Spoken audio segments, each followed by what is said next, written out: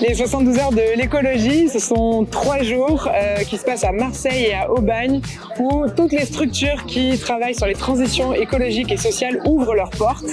Pour cette deuxième édition des 72 heures de l'écologie, ce sont plus de 100 événements qui ont été intégrés à la programmation. Et à la ressourcerie, on donne une seconde vie aux objets et une seconde chance aux gens. On participe donc aux 72 heures de l'écologie pour que justement on puisse porter la parole sur tous les bénéfices du réemploi et de la réduction des déchets. Alors la structure que je représente aujourd'hui, c'est l'association Carbone Bleu qui œuvre pour la protection des écosystèmes côtiers. Je souhaitais sensibiliser à la protection de ces écosystèmes le long des côtes. S'il y avait autant de monde pour les 72 heures de l'écologie que pour la fête de la musique, je crois que je serais très content. Je suis médiatrice écologique pour Multibiz, qui rassemble des acteurs de médiation écologique. Aujourd'hui, on propose un atelier jeune public et on fait du bricot zéro déchet. Je suis le directeur technique de l'EPA-JUCA, donc l'établissement public d'aménagement et de gestion de l'eau. Sollicité pour présenter le projet de revitalisation de l'Yonne sur la commune de Bagne. Arnaud Chemin, directeur des opérations chez KIP. On est un distributeur de matériel numérique reconditionné.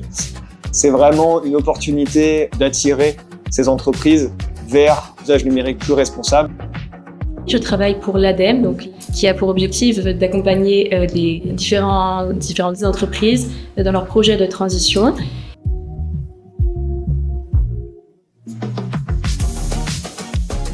Je travaille au Cabanon Vertical. On intervient pour préfigurer dans un premier temps ce que pourrait devenir un aménagement d'une place, par exemple. Un jour, je serai propriétaire, donc je m'intéresse à comment rénover ma maison pour que ça soit plus écologique.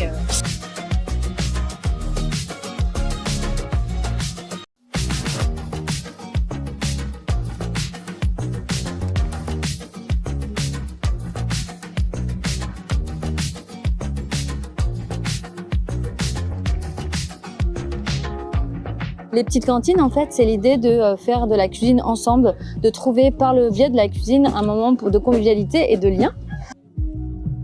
Du coup, c'est aussi éviter le gaspillage alimentaire et que ça parte à la poubelle, quoi.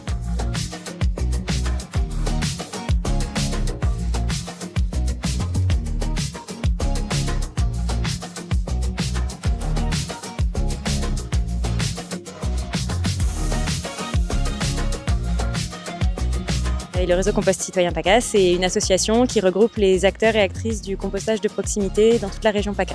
On propose un jeu sur la lutte contre le gaspillage alimentaire. Jardinien est une association à but non lucratif en agroécologie. Donc c'est un potager collectif en autoproduction qui valorise la biodiversité. On n'utilise aucun engrais supplémentaire chimique. Donc nous présentons l'offre que propose la métropole pour réduire ses biodéchets avec un composteur de 300 litres. Frédéric Donard, maître composteur, et j'ai créé ma structure qui s'appelle Envers et Compostou. Je participe à un atelier de sensibilisation plus largement le jardinage naturel. Qu'est-ce que c'est la coopérative jeunesse et services? On crée une micro-entreprise pendant 2 mois, permet de vendre des services à des entreprises ou des particuliers. Ce soir, on va parler d'écologie populaire, d'alimentation, de santé, de solutions concrètes. Et on va le faire avec du rire, des chroniques, des chansons et même un peu d'accordéon. N'hésitez pas, si vous êtes venu à un des événements des 72 heures ou même si vous n'avez pas pu venir, à aller à la rencontre de ces structures toute l'année et à découvrir ce qu'elles font, à découvrir leurs événements.